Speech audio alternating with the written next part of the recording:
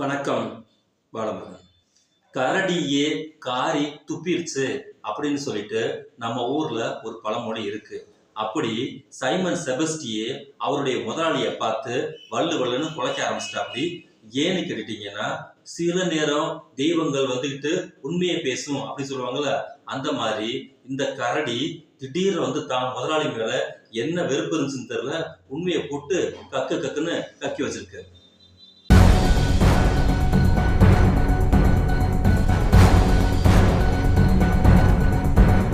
ரொம்ப நாளைக்கு அப்புறமா இந்த ஆர்எஸ்எஸ் பிஜேபி வட்டாரம் இருக்கு பாத்தீங்கல்ல, அது என்னென்னலாம் சூது வேலை செய்யும் அப்படின்னு சொல்லி தன்னையும் அறியாம இந்த கொண்டைய மறக்க முடியாம எவ்வளவு சித்து வேலை பண்ணாலும் கடைசியில எல்லா கேரக்டர்லயுமே அந்த கொண்டை தெரியும் பாத்தீங்கல்ல.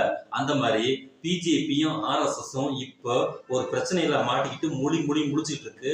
இத எப்படா சரி கட்டுறது அப்படின்னு சொல்லிட்டு அதுக்கு மேல விளக்கம் சொல்றேன்னு சொல்லிட்டு சில பேருடைகள் உள்ள உட்காந்துக்கிட்டு மேலும் மேலும் அவங்க அம்பலப்பட்டு போனதுதான் மிச்சம்.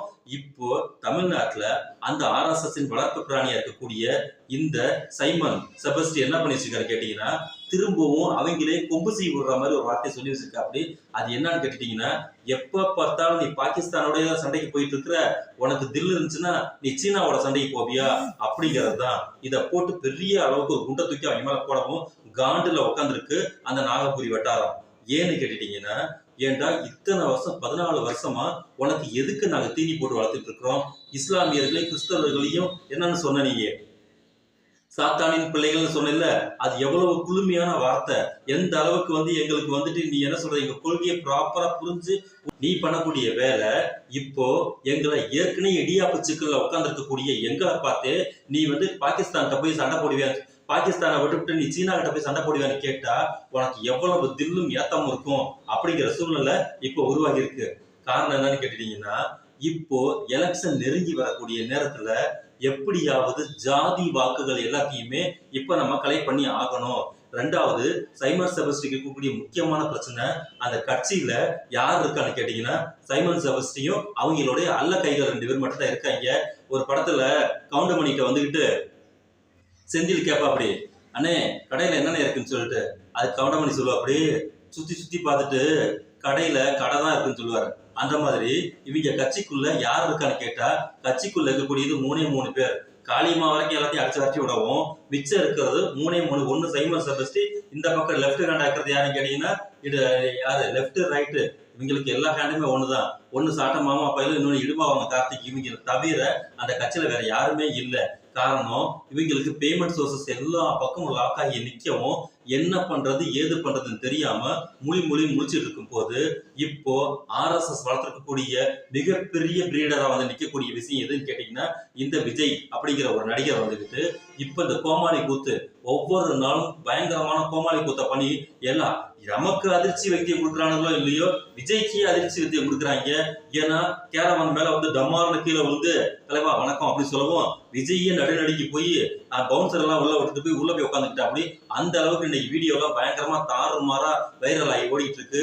அங்க பூத்து கமிட்டிக்கு ஆள் போட போறேன்னு சொல்லி என்னமோ விஜய் தலையை வெளியே கேமராவுக்கு முன்னாடி தலையை நீட்டினாலே இன்னைக்கு இருக்கக்கூடிய மிகப்பெரிய மாசா அவனுக்கு கிரியேட் பண்ணிக்கிட்டு அது ஒரு பக்கம் கூத்து பண்ணிட்டு இருக்கவும் ஆர்எஸ்எஸ் முழுமையாக யாரை நம்புதுன்னு கேட்டீங்கன்னா விஜய நம்புது.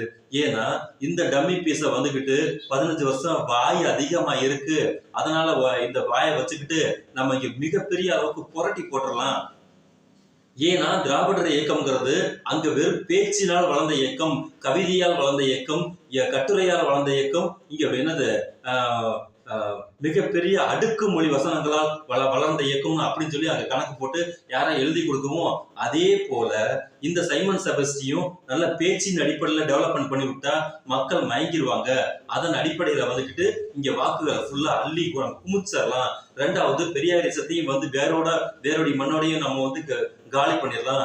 இது இல்லாம அடிஷனலா அதோட அரசியல் இயக்கமா இருக்கக்கூடிய திராவிட முன்னேற்ற கழகத்தையும் நம்ம ஒழிச்சு கட்டிடலாம் அப்படின்னு சொல்லி படுத்துக்கிட்டு விட்டத்தை பார்த்துக்கிட்டு மிகப்பெரிய கனவு மாங்காய் கனவுகள் எல்லாம் காண்டுகிட்டு அதன் அடிப்படையில சைமன் செபஸ்டியை கூட்டு அவருக்கு ஒரு கொள்கை, அவனுக்கு ஒரு கோட்பாடு, அவனுக்கு ஒரு தேசியம், அவனுக்கு ஒரு கட்டமைப்பு அப்படி இப்படின்னு சொல்லி உள்ள விட்டு விடவும் எல்லாம் ஓலா வண்டி ஓடினதான் மிச்சமாயிருச்சு.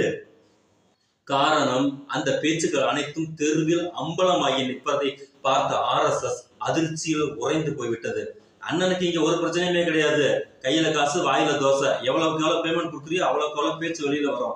அந்த ரேஞ்சில் இருக்கும்போது இதை வச்சு நல்லா கல்லா கட்டி சில்லறை அடிச்சது சைமன் தாங்கிறத வந்துகிட்டு அவங்களுக்கும் தெரியும், சைமனுக்கும் தெரியும்.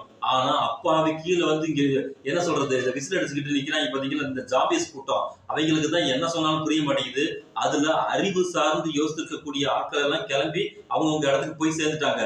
இன்னும் இந்த என்ன சொல்றது, கண்ணை மூடிக்கிட்டு குழியில தான் விழுவேன்னு சொல்லிட்டு இருக்கக்கூடிய அந்த ஜாமி மட்டும் சுற்று வட்டாரத்தை தெரிஞ்சுக்கிட்டு இருக்கு. அதுகளை வச்சுக்கிட்டு இப்ப பேமெண்ட் எல்லாம் பார்க்க முடியாத சூழ்நிலை வரவும் இப்போ எங்கிட்டா நம்ம வந்துகிட்டு நம்மளுடைய அடையாளத்தை 2026 காட்டியே ஆக வேண்டும். ஏன்னா அங்க கூப்பிட்டு மிரட்ட ஆரம்பிச்சிட்டாங்க. ஒழுங்கு மரியாதையை உன் கட்சியை கலைச்சிட்டு அதிமுக ஜாயின் ஆயிக்கோ, இல்ல கட்சியை வச்சுக்கிட்டு கூட்டணியில பேசாம உட்காந்துக்கணும். சத்தம் வெளியில வரக்கூடாது.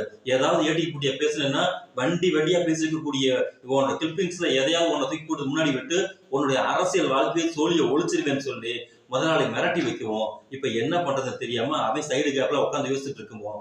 இப்ப மழை போல நம்பி இருக்கக்கூடிய விஜயை வச்சு இங்க வாக்குகள் அனைத்தையும் பிரிச்சு சொற்ப வாக்குல இந்த அதிமுக வெற்றி பெறலாம் அப்படின்னு தீரா கணக்கு ஒண்ணு போட்டுட்டு உட்காந்துட்டு இருக்கக்கூடிய RSSக்கு மொத்தமா ரிப்பீட் அடிக்கிற மாதிரி இங்க இருக்கக்கூடிய திராவிடரிய பேர் இயக்கமும் இங்க இருக்கக்கூடிய ஜனநாயக சக்திகளும் இங்க உண்மையிலேயே மக்களின் மீது அன்பு கொண்டு இங்க கவர்மெண்ட் நடத்திட்டு இருக்கக்கூடிய நமது முதலமைச்சராக இருக்கட்டும், அவர் எடுத்திருக்கக்கூடிய சட்ட போராட்டம், மக்கள் போராட்டம், நீதி போராட்டம், இங்க சட்டமன்ற போராட்டம் எதாக இருந்தாலும் அது மக்களுடைய பேராதரவும் உண்மை இருக்குங்கிற காரணத்தினால நீதியுடைய ஆதரவும் ஏற்பட்டு இன்னைக்கு பார்ப்பன கும்பல்கள் எல்லாமே பள்ளிழிச்சு போய் சிரிச்சுக்கிட்டு இருக்கக்கூடிய சூழ்நிலையில எதையாவது பண்ணி தமிழ்நாட்டுல பேரை இங்க டைவர்ஷன் பண்ணி விடணும் அப்படின்னு சொல்லிட்டு இந்த சூழ்நிலையில முடிச்சிட்டு இருக்கும் போது இதுல எரியிற நெருப்புல எண்ணெயை தூக்கி ஊத்திட்டு அப்படி இந்த சைமன் செபஸ்டி நல்ல நாள்லயே இணையத்தை திறந்தா ஒரு எங்க பார்த்தாலும் சைமனுடைய பேட்டி வரும். இப்ப பேட்டியும் காணா,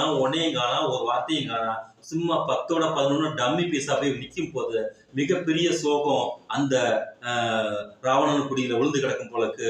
அதன் அடிப்படையில ஏதாவது மறுபடியும் கிண்டி விட்டு வேடிக்கை பார்த்தோம்னா நம்மளுடைய கேமரா போக்கஸ் நம்ம பக்கம் வரும் அப்படின்னு நினைச்சிட்டு இருக்கா. அப்படி அது நடக்காது. இங்க அணில் கொஞ்சம் முன்னாடி கொண்டு நிப்பாட்டி RSS வேடிக்கை பார்த்துட்டு இருக்கக்கூடிய காரணத்தினால இப்போ சைமனுடைய அந்த அரசியல் கனவுல மண்ணலி போட்டிருக்கு RSS.